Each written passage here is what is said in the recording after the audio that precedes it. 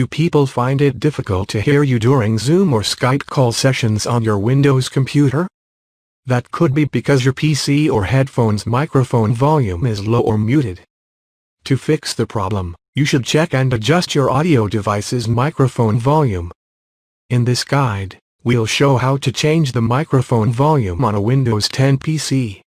Let's begin. Type Control Panel into the Windows search bar and tap the corresponding result to launch the Windows Control Panel.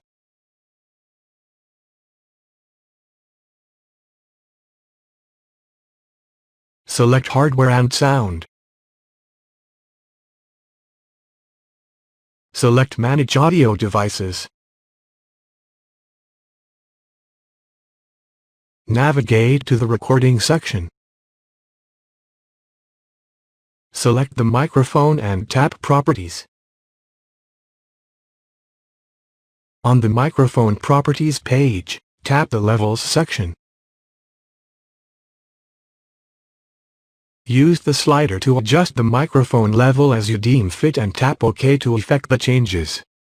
If the other participants in a video voice call still cannot hear you clearly after increasing your microphone's volume, you can further boost the volume.